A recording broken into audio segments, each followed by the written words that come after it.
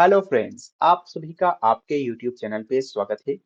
और आज इस वीडियो में हम बात करने वाले हैं आरआरबी एएलपी का जो फॉर्म निकला है उस फॉर्म को अप्लाई कैसे करना है। तो आज इस वीडियो में हम इस बारे में बात करने वाले हैं। तो डिस्क्रिप्शन में लिंक मिलेगा, आपके सामने ये जो पेज है ओपन हो जाएगा, जहाँ पे सबसे पहले आपको अप्लाई का ऑप्शन देखने को मिलेगा।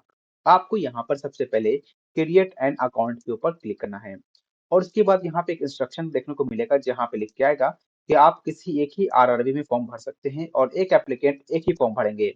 इसके बाद यहाँ फीस कितना कटेगा वो यहाँ बताया गया है।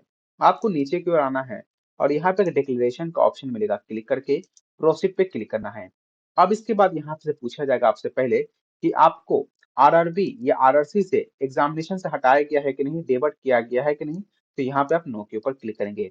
उसके बाद पूछा गया है कि आपका आंख में लेसिक सर्जरी करवाए हैं कि नहीं, या किसी भी प्रकार का आंख में सर्जरी कराए हैं कि नहीं। वो होगा, अगर यस पे क्लिक करते हैं तो आप एलिजिबल नहीं होंगे, इसलिए यहाँ पर सर्जरी आंख का नहीं होना चाहिए। उसके बाद फिजिकली हैंडीकैप्ड हैं या नहीं है, आपको वो बताना है। तो आपको यस और नो के ऊपर क्लिक करना होगा। और फिर यहाँ पे आपका नेशनैलिटी क्या है, तो आपको यहाँ पे इंडिया का सिलेक्शन करना है। और यहाँ पे फिर आपका पर्सनल इंफॉर्मेशन मांगा जाएगा, जैसे कि आपका नाम क्या है, आपको अपना नाम को फिर से लिखना है। उसके बाद पूछा जाएगा कि आपने अपना नाम 10th के बाद चेंज किया है या नहीं किया है, आपको यस और नो के ऊपर क्लिक करना है। अगर आपने नाम चेंज किया है तो आपको जो नया नया नाम आप रखे हैं वो आपको मेंशन करना होगा। उसके बाद आपका डेट ऑफ बर्थ जो होगा, आपको अपना डेट ऑफ बर्थ डालना है। उसके बाद आपका जेंडर क्या है वो उसे वेरीफाई भी करना है। इसके बाद आपके फादर्स का नेम, आपके मदर्स का नेम क्या है और उसको वेरीफाई भी कर लेना है। अब यहाँ पर देखेंगे कि आपको आधार कार्ड यहाँ पे मांगा जाएगा, तो यानी आधार कार्ड का वेरिफिकेशन मांगा जाएगा। तो यहाँ पे आपको अपना आधार कार्ड का नंबर देना है और फिर यहाँ पर वेरीफाइंग यूजर आधार का ऑप्शन मिलेगा, इसके ऊपर क्लिक करना है। अगर आपके पास आधार कार्ड नहीं है तो I do not have Aadhaar card के ऊपर क्लिक कर सकते हैं। और इसके बाद यहाँ पे लिखा गया है कि कैंडिडेट को एडवाइस किया जाता है कि आपका आधार वैलिडेशन होगा, ताकि ताकि आपका आधार वैलिडेशन इसलिए मांगा जाता है ताकि एग्जामिनेशन सेंटर पे आपको आसानी से एंट्री मिल जाए। अगर आपके पास आधार कार्ड नहीं है तो यहाँ पे I don't have Aadhaar card के ऊपर क्लिक करेंगे। और ध्यान रखना है, यहाँ पे लिखा गया है कि रेलवे किसी भी प्रकार का आधार डिटेल्स थर्ड पार्टी को नहीं शेयर करेगा। इसके बाद यहाँ पे आपका एड्रेस डिटेल सॉरी यहाँ पे ईमेल एड्रेस वेरीफाई करने के लिए कहा जाएगा, आपको अपना ईमेल आईडी लिखना है और जनरेट ईमेल आईडी पे क्लिक करेंगे। तो आपके ईमेल पे ओटीपी आएगा, वो डालना है। उसी प्रकार से मोबाइल नंबर को डालना है और यहाँ पे वेरीफाई करना है। अब यहाँ पे पासवर्ड बनाने के लिए कहा जाएगा, आपको पासवर्ड बना लेना है जिसमें कि कैपिटल लेटर, स्मॉल लेटर, कुछ स्पेशल कैरेक्टर और नंबर होना चाहिए। आपको 8 से 15 कैरेक्टर का पासवर्ड जो है बना लेना है। इसके बाद यहाँ पे कैप्चा कोड दिख रहा होगा, इस कैप्चा कोड को यहाँ पे फिलअप करके preview and create an account के ऊपर क्लिक करना होगा। और जब यहाँ पे आप अपना आधार वेरीफाई करेंगे तो यहाँ पे वेरीफाई यूजर आधार कार्ड जो ऑप्शन मिलेगा, इसके ऊपर क्लिक करना है। जब इसके ऊपर क्लिक करेंगे तो यहाँ पे आपको लिख के आएगा कि डिटेल्स आपका जो आपने मेंशन किया है और आपका जो डिटेल्स आधार कार्ड के ऊपर जो है वो यहाँ पे लिखना होगा। अगर आपका आधार कार्ड डिटेल्स पूरा सही सही है 10th के मैट्रिक के मार्कशीट के हिसाब से, तो जब आप इसके ऊपर टिक करेंगे तो सेम एड्रेस यहाँ पे जो डिटेल्स आपका फिलअप हो जाएगा। लेकिन अगर आपका कुछ गलती भी है तो आप यहाँ पे नाम जो आधार कार्ड के ऊपर है, डेट ऑफ बर्थ क्या है, जेंडर क्या है, वो यहाँ मेंशन करेंगे। उसके बाद एक डिक्लेरेशन है, इसके ऊपर क्लिक करना है और फिर यहाँ पे जो वेरीफाई का ऑप्शन मिलेगा आपको इसके ऊपर क्लिक करना है।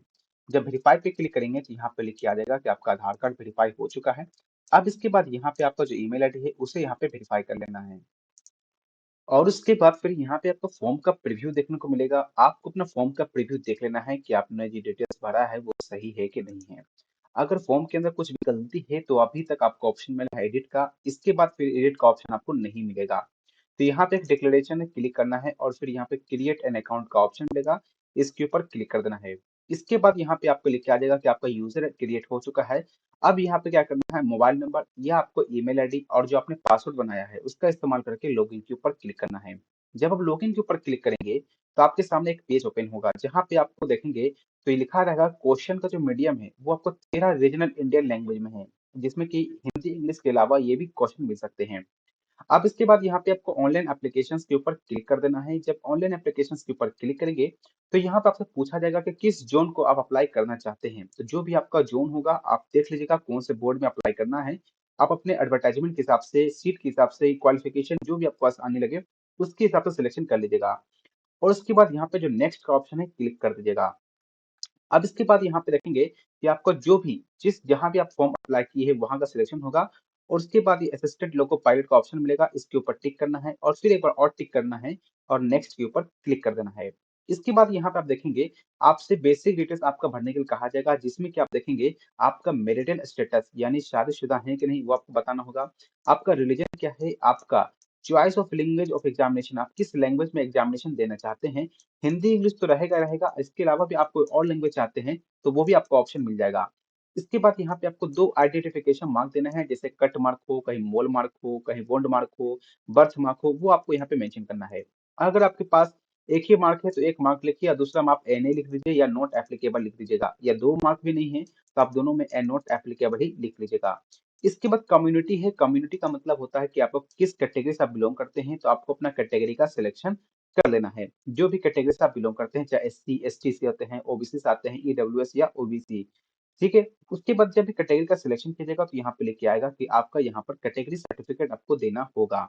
इसके बाद कैटेगरी सर्टिफिकेट नंबर देना है, किस स्टेट से बना है, किस डिस्ट्रिक्ट से बना है और किसके माध्यम से कास्ट सर्टिफिकेट आपका बना है, वो यहाँ पे आप मेंशन कर लेंगे। अब देख लीजिएगा जो आपका सर्टिफिकेट है कास्ट का उसके ऊपर मेंशन होता है कि यहाँ से बना है। उसके बाद डेट ऑफ इशू देना है। उसके बाद अगर आप एससी एसटी आते हैं तो यहाँ पे आपको पास दिया जाएगा कि आप पास लेना चाहते हैं कि नहीं लेना चाहते हैं। अगर आप यस पे क्लिक करेंगे तो आपको स्टेशन का नाम देना पड़ेगा जहां से आप पास चाहते हैं। तो ध्यान रखिएगा आप स्टेशन का वही नाम दीजिएगा जो आपके इलाके में जो बड़ा स्टेशन है। ऐसा मत करिएगा छोटा स्टेशन जो आपके घर के नजदीक है वो मेंशन कर दीजिएगा, ऐसा मत कीजिएगा। बड़े स्टेशन का नाम दीजिएगा ताकि आपको वहां से अच्छे अच्छे ट्रेन का जो रिजर्वेशन है हो जाए। अब उसके बाद यहाँ पे आपको एड्रेस फिलअप करने के लिए कहा जाएगा, जो कि आपका प्रेजेंट एड्रेस होगा और यहाँ पे परमानेंट एड्रेस होगा। तो यहाँ पे प्रेजेंट एड्रेस पे आप स्टेट, डिस्ट्रिक्ट, इसका सभी आपको सिलेक्शन करना है। उसके बाद फिर आपका पोस्ट ऑफिस क्या है, फिर एड्रेस पूरा यहाँ पे आपको मेंशन करना होगा। एड्रेस जब आप मेंशन करेंगे, ध्यान रखना है यहाँ पे जो कास्ट सर्टिफिकेट है वो आपको अपलोड करने के लिए कहा जाएगा, जो कि 500 केबी से ज्यादा नहीं होना चाहिए और वो पीडीएफ फॉर्मेट के अंदर होना चाहिए। तो आपको वो अपलोड करना है और सेव का ऑप्शन मिलेगा, इसके ऊपर क्लिक करना है।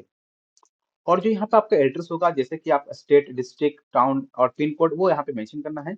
अगर आपका परमानेंट एड्रेस प्रेजेंट से सेम है तो यहाँ पे टिक करेंगे तो सेम एड्रेस फिलअप हो जाएगा और उसके बाद सेव और फिर नेक्स्ट के ऊपर क्लिक करिएगा।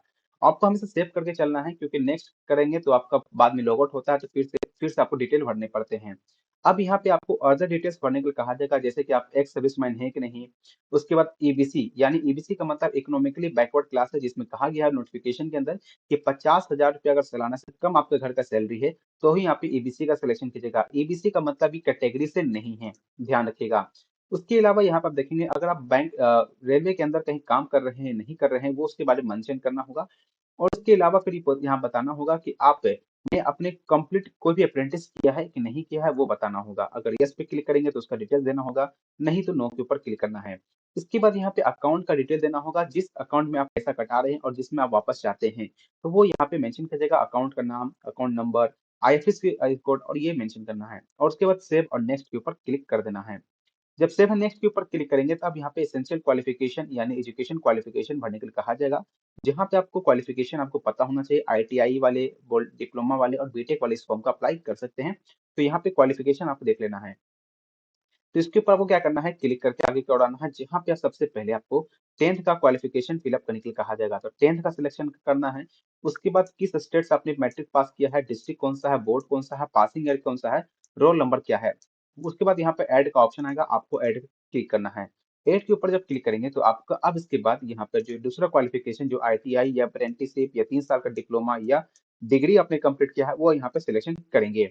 अब ये जब सिलेक्शन करेंगे तो यहाँ पे आपको इसका भी डिटेल्स फिलअप करने के लिए कहा जाएगा, जैसे क्वालिफिकेशन किस स्टेट से आपने क्वालिफिकेशन कंप्लीट किया है, किस स्टेट से पास किया है, किस डिस्ट्रिक्ट से पास किया है, कॉलेज का क्या नाम था, कब पास किए हैं, सर्टिफिकेट कहाँ से इशू हुआ है, किस प्रकार का सर्टिफिकेट टाइप है वो यहाँ पे देना होगा और उसके बाद ऐड का ऑप्शन मिलेगा, आपको ऐड के ऊपर क्लिक करना है।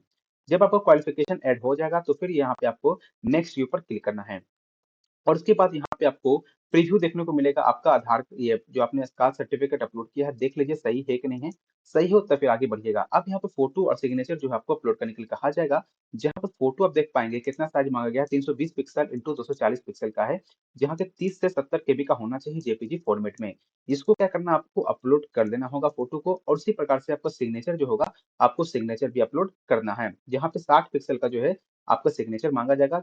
आप यहाँ पे 30 से 70 केबी के बीच में जेपीजी फॉर्मेट में अपलोड।